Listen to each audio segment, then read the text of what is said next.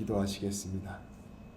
하나님 아버지 감사합니다. 이 시간 다시 말씀이 선포될 수 있도록 우리 가운데 허락하여 주시니 참으로 감사드립니다. 하나님, 이 시간 말씀이 선포될 때 우리 모든 성도님들의 마음 가운데 하나님께서 붙잡아 주셔서 아버지 하나님, 이 말씀을 통하여 주님의 뜻을 깊이 깨닫는 귀한 시간 될 수 있도록 인도하여 주옵소서. 우리 주님 예수님의 이름으로 기도합니다. 아멘. 오늘 말씀은 이 데살로니가 전서의 거의 마지막 부분에 해당하는 말씀입니다. 이 말씀을 마무리하면서 이 바울은 데살로니가 교회 성도들에게 그리스도인으로서 온전하게 살아가라 하는 당부를 하였습니다.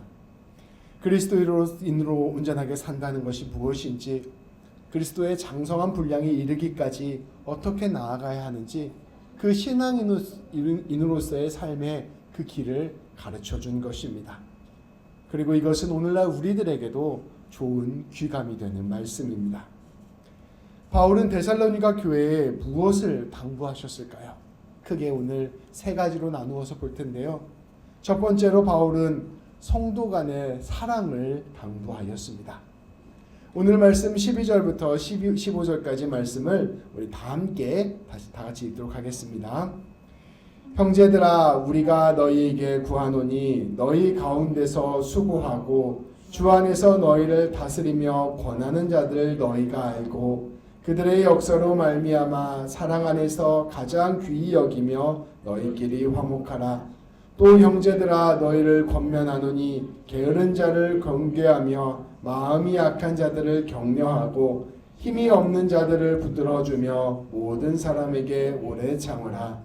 삼가 누구에든지 악으로 악을 갚지 말고 서로 대하든지 모든 사람을 대하든지 항상 선을 따르라. 아멘. 오늘 말씀 12절부터 15절까지 말씀을 함께 읽었는데요. 먼저 12절 13절에서 바울은 이렇게 선포합니다. 형제자매 여러분, 성도 여러분, 저희가 여러분들에게 당부합니다. 먼저 여러분과 함께 있으면서 수고하고 또 주님 안에서 여러분들을 지도하고 훈계하는 사람들을 알아주십시오. 그들이 하는 일들을 생각해서 사랑으로 그들을 귀하게 여겨주십시오. 그리고 여러분들은 서로 화평하게 지내십시오. 먼저 12절 13절 말씀에서 바울은 교회를 위해 섬기는 사람들, 오늘날 따지면 목회자들이죠. 목회자들을 귀히 여기고 또 존경해주고 공경해주기를 당부하였습니다. 목회자나 교회 지도자를 이처럼 소중히 여겨주는 것은 이 초기 기독교 때부터 내려온 귀한 교회의 전통입니다. 왜냐하면 그 사람이 특별해서가 아니라 그가 맡은 역할이 특별하기 때문입니다. 하나님 안에서 말씀을 전하고 교회를 섬기는 역할을 감당하는 사람을 소중히 여겨주고 존경해주고 사랑해줌으로써 그 일을 맡은 사람 스스로 그 일을 귀하게 여기게 하고 또 두렵고 떨리는 마음으로 감당하게 하는 일들을 하게 하는 것입니다. 또한 목회자는 그러한 존경과 사랑이 자신을 향한 것임을 넘어서서 이 직분과 역할을 향한 것임을 기억하고 겸손하게 주님의 일들을 감당해야 할 것입니다. 그러니까 이 목회자와 성도가 서로가 서로를 섬기고 서로가 서로를 귀히 여길 때 그의 아름다운 열매가 피어납니다.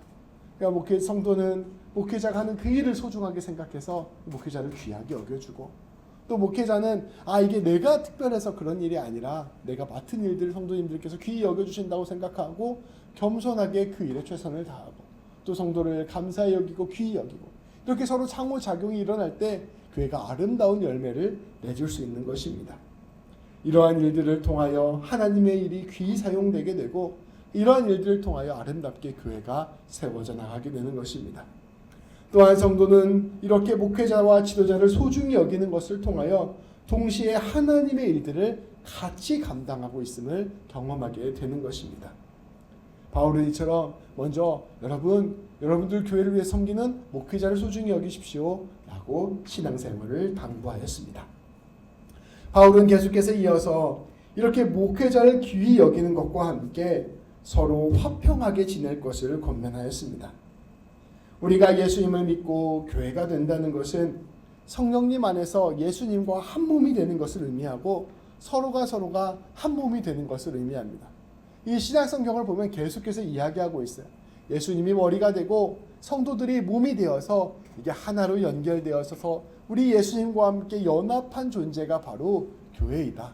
이게 상징적인 의미가 아니라 실제적으로 성령님 안에서 우리가 한 몸이 되었다고 이야기하는 것이 바로 그리스도교 공동체의 고백입니다. 그래서 우리가 서로 용서하고 사랑하고 품어주고 인내하고 함께 주님을 닮아가는 것, 이것이 바로 교회가 걸어가야 되는 길이라는 것이죠. 주님이 주시는 화평과 환대와 포용이 이 교회 안에 있어야 한다는 것입니다. 그래서 바울이 이것을 당부한 것입니다. 요한일서 4장 10절에서 12절 말씀에서는 이렇게 선포합니다. 사랑이 여기 있으니 우리가 하나님을 사랑한 것이 아니요 하나님이 우리를 사랑하사 우리 죄를 속하기 위하여 화목제물로 그 아들을 보내셨습니다. 사랑하는 자들아, 하나님이 이같이 우리를 사랑하셨은즉 우리도 서로 사랑하는 것이 마땅하도다. 어느 때나 하나님을 본 사람이 없으되 만일 우리가 서로 사랑하면 하나님이 우리 안에 거하시고 그의 사랑이 우리 안에 온전히 이루어지느니라. 아멘. 사랑하고 용서하는 것, 화평을 이루는 것은 우리가 하나님을 믿는다는 것과 같은 말입니다. 우리가 이처럼 하나님의 사랑 안에서 서로 화평을 이루고 사랑하게 될 때 우리 안에 하나님의 살아계심이 드러나게 되고 우리를 통하여 이 땅 가운데 하나님이 전해지는 것입니다. 이어지는 14절 15절 말씀에서는 이와 같이 사랑하는 것의 구체적인 방법을 가르쳐주고 있습니다. 바울은 선포합니다. 성도 여러분, 먼저 성도 여러분들 안에 게으른 사람, 자기 맘대로 무질서하게 살아가는 사람이 있다면 그 사람을 훈계하십시오. 거꾸로 마음이 약한 사람이 있다면 그 사람은 격려해 주십시오. 힘이 없는 사람이 있다면 그 사람을 도와주십시오. 그리고 모든 사람을 인내로 대하십시오. 악을 악으로 갚지 말고 도리어 서로에게 모든 사람에게 항상 선을 행하십시오. 이것이 바로 사랑하는 것입니다. 이야기하는 것입니다. 이 바울의 권면을 생각해 보면 사랑에는 세 가지가 꼭 필요한 것 같습니다. 바로 인내와 용기와 지혜입니다. 우리 사랑할 때 꼭 필요한 것은 바로 인내입니다. 어떤 사람에게는 특별히 이 인내가 꼭 필요합니다. 어떤 사람에게는 품어주고 도와주고 격려해주면서 기다려주는 것이 필요합니다. 이 교회는 항상 연약한 사람들을 늘 생각하면서 그들의 믿음의 장성한 분량에 이르기까지 기다려주고 품어주는 것이 교회의 중요한 역할인 것이죠. 또 어떤 사람에게는 훈계가 필요합니다. 이 훈계를 위한 용기가 필요합니다. 게으름을 다그치고 무질서함을 깨우치며 교만함을 자각케 하는 훈계가 필요합니다. 모든 사람을 다 품어주는 것이 아니라 어떤 사람에게는 따끔한 훈계도 필요하다는 것이죠. 그리고 이 두 가지를 구분하는 지혜가 필요합니다. 훈계하는 용기가 필요할 때 비겁한 인내를 하지 않도록, 훈계하는 게 좀 마음에 불편해서 계속 내가 품어주지 하면서 이 악을 방치하지 않도록 조심해야 되고요. 또 인내가 필요한데 섣불리 말하는 어리석은 용기를 갖지 않는 구분하는 지혜가 필요합니다.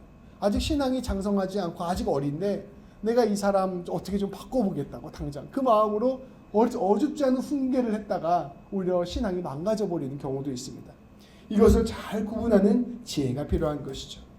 오직 주님의 은혜 안에서 사랑할 때 우리가 적절한 지혜와 적절한 용기와 인내로 사랑할 때 우리 안에 성도의 화평이 이루어질 수 있는 것입니다.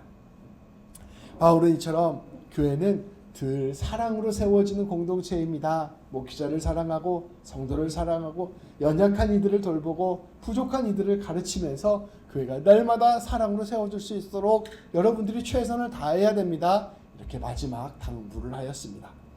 이렇게 이제 사랑에 관하여 바울이 당부한 후에 두 번째로는 바울이 성도가 늘 해야 되는 세 가지를 당부하였습니다. 성도의 신앙생활 가운데 여러분 이제 이 세 가지를 꼭 해야 됩니다. 당부한 것입니다. 이것은 이미 우리가 이미 알고 있는 것입니다. 16절부터 18절까지 말씀을 다 같이 봉독하겠습니다. 항상 기뻐하라. 쉬지 말고 기도하라. 범사에 감사하라. 이것이 그리스도 예수 안에서 너희를 향하신 하나님의 뜻이니라. 아멘. 바울은 이어서 데살로니가 교회 성도들에게 성도가 꼭 해야 할 세 가지를 이와 같이 당부하였습니다. 항상 기뻐하라. 쉬지 말고 기도하라. 범사에 감사하라. 그러면서 이와 같이 이것을 해야 되는 이유를 동시에 설명합니다. 이것들이 그리스도 예수 안에서 너희를 향하신 하나님의 뜻이니라. 그리스도 예수 안에서 이라는 이 말은 그리스도를 통해서 보여주셨다라는 말로 해석할 수 있습니다. 하나님께서 예수 그리스도를 통해서 우리에게 보여주신 하나님의 뜻, 이것이 바로 항상 기뻐하고 쉬지 말고 기도하고 범사에 감사하는 것이라는 것입니다. 하나님께서 우리 주님 예수 그리스도를 통해서 우리에게 보여주신 것이 무엇일까요? 우리 예수님을 통하여 우리 하나님 우리에게 가르쳐 주신 하나님의 뜻이 무엇일까요? 우리가 잘 알고 있는 것입니다. 바로 하나님께서 우리의 아버지가 되어 주셨다는 것입니다. 하나님께서 우리의 죄를 용서하여 주셨다는 것입니다. 하나님께서 우리를 지극히 사랑하여 주신다는 것입니다. 하나님께서 우리의 삶 가운데 함께 하시고 인도하시고 책임져 주신다는 것입니다. 하나님이 우리의 인생을 통하여 합력하여 선을 이루어 주신다는 것입니다. 하나님께서 죽음마저도 이기게 하신다는 것입니다. 우리가 한 사람 한 사람이 하나님의 것이 되었고 하나님의 충만한 복과 은혜를 누리게 되었다는 것입니다. 하나님과 우리가 하나가 되었다는 것입니다. 우리가 교회를 나온다는 것은 날마다 이 예수님을 통하여 우리에게 이루어 주시는 하나님의 은혜를 확인하러 교회에 나오는 거예요. 말씀을 듣고 예배를 드리고 무엇보다 십자가를 바라보면서 하나님이 나에게 이렇게 충만한 은혜를 주셨지, 내가 하나님의 자녀가 되었지, 하나님이 나를 이렇게 붙들고 계시지, 이것을 깨닫는 것이 바로 우리가 예수님을 통하여 하나님의 뜻을 아는 것입니다. 이것을 아는 사람은 어떻게 될까요? 이것을 믿는 사람은 어떻게 될까요? 이것을 알고 믿는 사람은 이제 내 눈앞에 있는 상황과 형편을 넘어서서 내 삶의 현실을 넘어서서 우리 앞에 계신, 또 우리 안에 계신, 또 우리의 곁에 계신 하나님과 함께 살아가게 됩니다. 이 하나님과 함께 살아가는 삶, 이것이 바로 예수님 안에서 하나님의 뜻을 아는 삶입니다. 내 인생이 하나님으로 가득 차 있구나라는 것을 깨닫는 삶, 이게 바로 예수님 믿는 삶이라는 것이죠. 이렇게 하나님과 함께하는 삶을 살게 되면 어떻게 될까요? 하나님을 아는 사람이 느끼는 그 기쁨이 넘치는 삶을 살게 됩니다. 이 기쁨은 하나님으로부터 오는 근원적인 기쁨입니다. 내가 하나님을 믿게 되었다라는 그 사실로부터 오는 기쁨입니다. 하나님이 내 아버지가 되셨다라고 생각하는 그 고백으로부터 나오는 기쁨입니다. 그래서 이것은 감정적인 기쁨을 이야기하는 것이 아니에요. 단지 인생이 즐거워지는 것을 이야기하는 것이 아닙니다. 인생은 여전히 희노애락 오유개가 있어요. 기쁠 때도 있고 분노할 때도 있고 슬플 때도 있고 즐거울 때도 있고 어려울 때도 있고 지칠 때도 있고 외로울 때도 있고 낙심할 때도 있고 또 조금 좋을 때도 있고, 이게 우리의 인생인데요. 그 우리의 인생길을 펼쳐지는 것 가운데 모든 순간에 하나님 손 꼭 붙잡고 걸어가게 되었다는 것을 뜻합니다. 그래서 힘들고 어렵고 지친 삶이지만 그럼에도 불구하고 하나님으로부터 오는 그 기쁨을 잃지 않는 것, 이것이 바로 예수님 믿는 사람의 신앙의 고백이라는 것이죠. 또한 이렇게 하나님과 함께하는 삶은 어떠한 삶을 살아가게 될까요? 예수님을 통하여 하나님이 내 아버지 되시고 하나님이 나의 주관자 되어주시고 나의 목자 되어주시고 나의 나무 되어주시고 하나님이 내 모든 것들을 주관하신다고 고백하는 사람은 모든 삶의 자리에서 하나님과 대화를 합니다. 운전을 할 때도 대화를 하고, 아침에 일어나자마자 대화를 하고, 힘들고 어렵고 우울할 때도 대답을 하고, 어떤 사람이 나를 화나게 했을 때도 하나님과 대화를 하고, 숱하게 하나님과 대화를 하면서 모든 인생이 하나님과 교제하는 삶으로 가득 채워지게 됩니다. 내 앞에 계신 하나님, 내 안에 계신 하나님, 내 곁에 계신 하나님 손 꼭 붙잡고 늘 하나님과 교제하며 대화하는 삶을 살아가는 것, 이것이 바로 하나님을 아는 사람의 고백인 것이죠. 그것이 바로 쉬지 않고 기도하는 것입니다. 모든 시간에 하나님께서 나와 함께 하심을 믿으며 순간순간마다 의지하고 의탁하고 간구하는 삶을 사는 것입니다. 성도 여러분, 저는 가끔씩 그런 상상을 해요. 죽기 직전 내가 죽으려고 침대에 누웠다. 난 이제 곧 죽는다. 이때 내가 뭘 하고 있을까 이런 상상을 하거든요. 그때 찬솔이 이혜리가 옆에 있을까, 우리 아내가 나보다 늦게 죽을까, 뭐 이런 생각을 하면서 마지막에 어떤 생각을 하면서 죽을까 생각을 가끔씩 해보는데, 그때 아마 기도를 하면서 죽지 않을까 생각이 들어요. 내 인생을 이렇게 인도해 주신 하나님, 내 인생 가운데 복으로 가득 채워주신 하나님 감사합니다 고백하며 기도하며 죽게 되지 않을까 이런 생각을 하게 됩니다. 그러니까 모든 순간에 하나님과의 교제로 가득 채우는 것, 이것이 바로 예수님을 통하여 하나님 아는 사람의 삶이라는 것이죠. 끝으로 하나님과 함께하는 삶은 범사에 감사하는 삶입니다. 모든 삶 가운데 우리 하나님께서 함께 하시기에, 또 내 안에 있는 모든 것들이 하나님으로부터 온 것이기에, 또 하나님께서 내 인생 가운데 이것을 빚어가셔서 합력하여 선을 이루시는 것을 믿기에, 또 내가 어떠한 삶을 살아가든지 하나님께서 온전하게 완성하실 것임을 알기에 모든 순간을 감사로 채우는 것을 고백하며 살아간다는 것이죠. 하나님 존재를 감사하고 하나님과 함께하는 모든 삶을 감사하며 살아가게 된다는 것입니다. 감사하는 삶이라는 것은 결국 내 삶에 있는 모든 것들 가운데에서 하나님을 보는 삶을 의미합니다. 그러니까 내 모든 삶에서 우리가 다른 사람하고 비교하면 감사할 게 별로 없잖아요. 또 현실에 힘들고 어려운 것들을 생각하면 감사가 참 어렵습니다. 근데 여기서 감사라는 말은 내 안에 있는 모든 삶의 것들이 결국 하나님께서 나에게 주신 선물이다라는 것을 믿음의 눈으로 보게 되는 것, 이것이 바로 감사의 참 의미입니다. 그러한 감사의 삶을 살아가는 것, 하나님 바라보며 살아가는 삶이 바로 하나님과 동행하는 삶이라는 것이죠.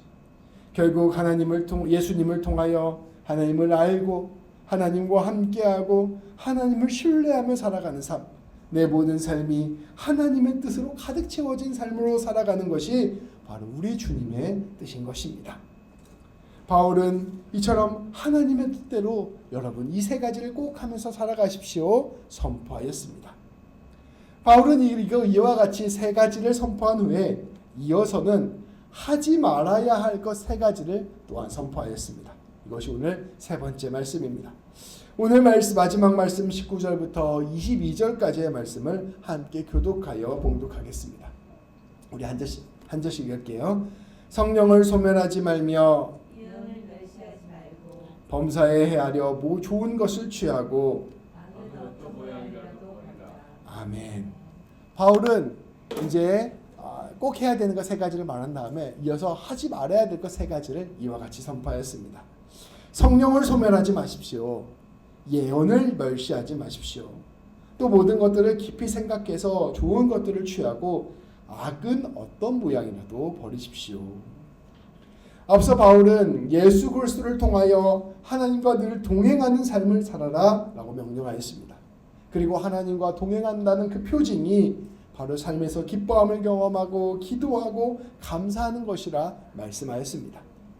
이제 바울은 예수님께 집중하지 못하게 하는 것들 세 가지를 전하며 그것을 조심하라 명령합니다. 우리가 예수님을 주목하게 되면 하나님이 나와 함께 하신다는 것을 경험하게 되고 하나님과 함께 하는 것을 알게 되면 기도하고 기뻐하며 감사하는 삶을 살게 됩니다. 근데 그 가장 중요한 것이 결국 예수님께 주목하는 거잖아요. 근데 이 예수님께 주목하지 못하게 하는 세 가지가 있다는 거예요. 바로 그 세 가지를 조심하라 명령합니다. 첫 번째로 우리가 조심해야 될 것은 성령을 소멸하는 것입니다. 성령을 소멸한다는 것은 이런 뜻이에요. 우리가 예수님을 구주로 명접하고 예수님과 함께 예수님을 믿기로 내 삶으로 받아들이며 이미 그 안에 성령님께서 우리 안에 내주하고 계시는 것입니다. 성령님이 내 안에 계시기 때문에 우리가 예수님을 주님이라고 고백할 수 있게 되는 것이거든요. 그런데 성령님이 내 안에 계심에도 불구하고 이 성령님을 바라보거나 의지하거나 붙들지 않고 또 성령 충만을 구하지 않고 성령님과 아무 상관없이 살아가는 것, 이것이 바로 성령을 소멸하는 것입니다. 성령님은 우리 안에서 우리로 하여금 날마다 예수 그리스도의 십자가를 바라보게 합니다. 날마다 예수님을 통하여 하나님의 용서와 사랑을 깨닫게 하고 날마다 복음에 충만한 사람으로 우리를 세웁니다. 성령 충만함으로 우리는 예수님을 알고 믿고 따르게 되며 성령 충만함으로 예수님의 권능을 드러내는 삶을 살게 됩니다. 하나님, 날마다 저에게 성령 충만함을 주십시오. 하나님, 저에게 성령님의 역사하심을 주십시오. 성령님이 내 삶 가운데 가득 채워주십시오. 간구하고 기도하며 나아갈수록 우리는 그 성령님 안에서 예수님과 깊이 교제하는 삶을 살게 된다는 거예요. 2000년 전의 십자가 사건이 나와 무관한 사건이 아니라 나를 위한 사건이라는 사실을 깊이 경험하게 되고, 성령 충만하면 할수록 하나님이 나를 얼마나 사랑하시는가를 알게 되고, 성령 충만하면 할수록 내 삶 가운데 강하게 역사하시는 하나님의 은혜를 깊이 경험하게 됩니다. 그 성령 충만하게 되면 놀랍게 예수님과 하나님을 깊이 알아가게 되는 역사를 날마다 경험하게 되는 것이죠. 그런데 성령님을 외면하고 성령 충만함을 구하지 않고 성령님의 감동을 따르지 않고 성령님에 대해서 무관심하면 우리는 점점 더 예수님과도 멀어지고 하나님과 동행하는 삶도 살아가지 못하게 됩니다. 성령에 무관심하고 성령님을 구하지 않고 성령님께 기도하지 않고 그냥 그렇게 내 삶 가운데 내 삶의 문제에만 집중하며 살아가게 되면 자연스럽게 예수님의 복음도 나와 별로 상관없는 일처럼 느껴지고 하나님의 사랑도 나와 상관없는 일처럼 느껴지는 것이죠. 그러면 자연스럽게 기쁨도 사라지고 감사도 사라지고 기도도 사라지게 됩니다. 그래서 우리는 날마다 성령 충만을 구하며 기도하며 나아가야 되는 것입니다. 날마다 성령 충만을 구하며 예수님을 온전히 경험할 수 있도록 고백해야 되는 것입니다. 날마다 성령 충만을 구하며 하나님 붙들고 나아가기를 소망해야 되는 것입니다. 바울은 이것을 이야기하며 성령을 소멸하지 말라 선포하였습니다. 두 번째로 우리가 하지 말아야 될 것은 예언을 멸시하는 것입니다. 여기에서 말하는 예언이란 하나님의 말씀을 뜻합니다. 말씀, 성경 말씀을 이야기하는 말. 성경 말씀을 이야기하는 것이고요. 성경 말씀을 선포하는 이 설교의 자리를 이야기하는 것입니다.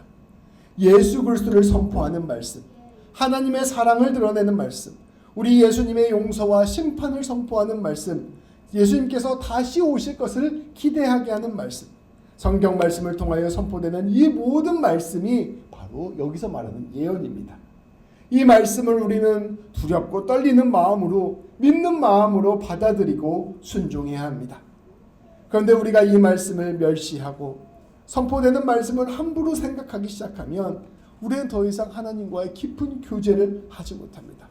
말씀을 만홀히 여기고 말씀이 나한테 별로 중요하지 않다고 생각하고 말씀을 그저 지식으로만 받아들이게 되면 더 이상 예수 그리스도의 복음이 나와 아무 상관이 없는 것처럼 겨우 느껴지게 돼요. 그리고 하나님이 나와 동행한다는 것이 그렇게 와닿지 않게 됩니다.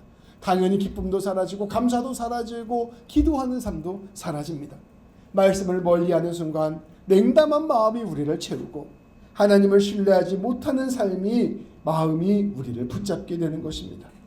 우리가 말씀을 멸시하면 결국 신앙으로부터 자연스럽게 멀어지는 것입니다. 그래서 예언을 멸시하지 말아라. 말씀을 귀하게 붙들어라. 이것을 바울이 당부한 것입니다. 우리가 셋째로 우리가 하지 말아야 될 것은 갖가지 악을 행하는 것입니다. 우리가 하나님을 믿는 사람으로서 하나님을 아는 사람으로서 분명한 죄라는 사실을 알면서도 그 죄악을 행하면 우리의 마음은 죄책감으로 사로잡히게 됩니다. 우리 안에 죄책감이 사로잡히게 되면 어떠한 일이 일어나게 될까요? 자연스럽게 하나님의 얼굴을 피하게 되고 하나님 앞에 나아가는 것을 부끄럽게 여기게 됩니다. 이 죄라는 게 참 신기한 게요. 내가 죄를 지으면 지을수록 사실 더 용서가 필요하고 더 하나님께 회복이 필요하잖아요. 근데 죄를 지으면 지을수록 오히려 하나님께 나아가는 것을 더 불편해합니다. 교회 나오는 게 더 불편해요. 그래서 점점점 내가 죄를 지을수록 하나님과 멀어지는 일이 일어나는 것이죠. 몸이 아프면 빨리 의사를 찾아가야 되는데 몸이 아플수록 의사 만나기가 싫어지는 게 우리 영적인 현실이라는 것입니다. 물론 우리 예수님께서 우리의 모든 죄를 용서하셨음을 알면서도 마음의 죄책감 때문에 믿음이 흔들리게 되는 것입니다. 그러한 점에서 죄악은 하나님과의 관계를 흔드는 큰 장애물이 됩니다. 우리가 살다가 죄를 짓잖아요. 물론 예수님이 우리를 위하여 돌아가셨기 때문에 그 죄사함을 받고 하나님께 구원을 받는 데에는 문제가 없습니다. 그런데 그 죄 때문에 하나님과의 관계 자체가 어그러지고 흔들리게 되고 하나님 만나는 것을 두려워하게 된다는 것입니다. 그래서 우리가 구원을 받고 성도가 되었음에도 불구하고 예수님 안에서 회개하고 돌이키고 마음을 늘 새롭게 하는 과정이 우리의 신앙을 위해서 꼭 필요한 것입니다. 바울은 이것을 기억하고 죄 짓는 것을 경계하면서 늘 하나님과 가까이 하는 삶을 살라 명령하였습니다. 할 수만 있는 대로 너의 삶에서 죄를 멀리하고 죄를 지었으면 날마다 주님 앞에 회개하며 주님과 더 가까이 사는 삶, 예수님과 더 가까이 사는 삶, 하나님과 더 가까이 사는 삶. 그래서 하나님 주시는 기쁨을 누리고 하나님 주시는 감사를 경험하며 늘 하나님과 기도하고 교제하는 삶, 늘 하나님으로 가득 채운 삶을 살아라 명령한 것입니다. 말씀을 정리하겠습니다. 성도의 삶은 성령 충만함 안에서 우리 예수 그리스도의 십자가와 부활의 은혜를 바라보고 우리 예수님과 연합하면서 하나님과 동행하는 삶을 사는 것입니다. 우리의 삶의 형편이 어떠하든 우리의 상황과 우리의 모든 모습들이 어떠하든 우리의 삶 가운데 하나님으로 가득 채우는 삶, 이게 바로 성도의 삶입니다. 그것은 어떻게 우리가 알 수 있을까요? 하나님이 주시는 근원적인 기쁨을 누리는 삶으로 고백할 수 있을 것입니다. 내 삶에서 쉬지 않고 기도하는 삶으로 우리가 볼 수 있을 것입니다. 모든 삶 가운데서 하나님이 모든 것들 가운데 함께 하시고 주심을 경험하면서 범사에 감사하는 모습으로 드러날 것입니다. 이것이 그저 착한 삶, 그저 내가 기쁘지도 않은데 난 기뻐해야지 강박적으로 살아가는 삶, 감사가 안 나오는데도 감사하며 살아야지, 이런 삶을 이야기하는 게 아니에요. 하나님을 깊이 경험하면, 하나님과 깊이 동행하면, 하나님과 늘 함께 동행하면 자연스럽게 우리의 삶 가운데 나와지는 열매와 같은 것입니다. 우리가 기도를 10시간 한다고 천국 가는 게 아니잖아요. 근데 하나님과 함께 살아가면, 하나님과 함께 동행하면 모든 삶이 기도하는 시간이 됩니다. 우리는 이러한 삶을 지켜내기 위해서 늘 성령 충만을 구해야 합니다. 늘 말씀을 귀히 여겨야 합니다. 할 수만 있는 대로 우리의 삶 가운데 죄악을 멀리하는 삶을 살아야 됩니다. 그리고 할 수 있는 대로 우리가 서로 사랑하고 교제하며 이 일들에 최선을 다해야 되고, 또 우리가 서로 간에 화평을 이루며 이 일을 서로 독려해야 합니다. 또 목회자는 성도들에게 날마다 하나님께로 더 가까이 나아갑시다 독려해야 되고, 또 성도들은 그러한 이야기를 선포하는 목회자를 귀하게 여기면서 우리 모두가 다 같이 힘을 합쳐서 하나님께로 한 걸음 한 걸음 나아가는 것, 늘 하나님과 깊이 동행하는 것, 이것이 바로 성도의 삶이라는 것이죠. 이것을 2000년 전 데살로니가 교회에서 그렇게 시작했고, 오늘날 우리 교회 가운데서도 일어나는 일이 이 놀라운 주님의 역사입니다. 성도 여러분, 이러한 성도의 삶을 함께 살아갑시다. 이러한 삶이 바로 생명의 삶입니다.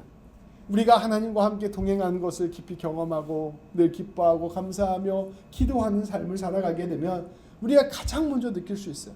내 삶이 살아납니다. 물론 형편이 어렵고 내 삶의 문제가 아직 해결되지 않고 여러 가지 관계적인 어려움이 있고 내 삶에서 숱하게 걸어가야 될 광야길이 아직 많이 남아있어도 오늘 하루를 살아가는 힘을 우리 하나님으로부터 얻을 수 있습니다. 이것이 바로 우리가 생명의 삶을 살아가는 것이죠. 그리고 나만은 살릴 뿐만 아니라 우리 안에 하나님이 가득 채워지게 되면 자연스럽게 우리가 이웃을 살리는 삶을 살 수 있게 됩니다.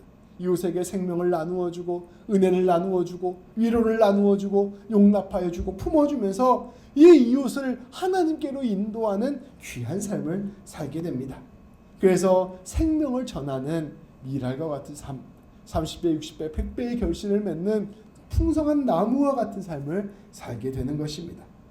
귀한 성도 여러분, 그리고 우리 모든 교회가 이처럼 생명을 피워내는 삶, 하나님으로 가득 찬 삶을 살게 되기를 소망합니다. 정말로 하나님이 주시는 기쁨으로 하루하루가 주님이 주시는 선물이라는 것을 깊이 경험하면서 풍성한 주님의 일들을 감당하길 소망합니다. 우리 주님께서 예수님을 통하여 우리 가운데 그 일을 시작하셨고 우리를 통하여 반드시 그 일을 열매 맺으실 것입니다. 귀한 주님 붙들고 나아가 승리하는 우리 모든 성도님들 되시기를 우리 주님의 이름으로 축복합니다. 기도하시겠습니다. 하나님 감사합니다.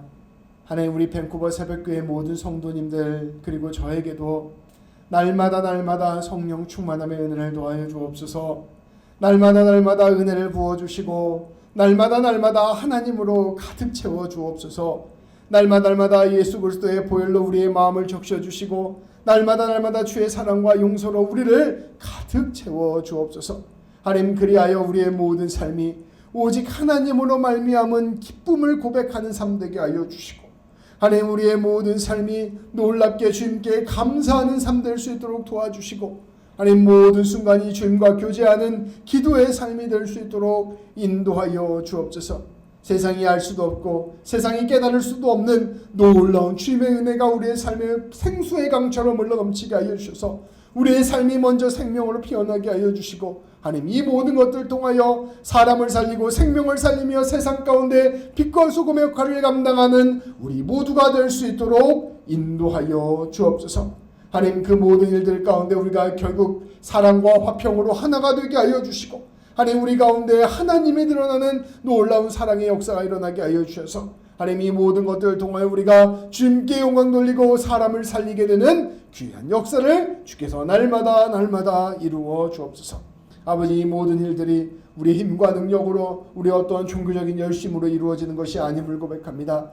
오직 주님을 신뢰하는 마음으로 믿음으로 주님께서 이루실 것을 기대하는 그 믿음으로 이루어지는 것임을 고백하오니 우리에게 놀라운 믿음을 주시고, 하나님, 이 믿음 가운데서 놀랍게 주의 역사를 이루어 주옵소서.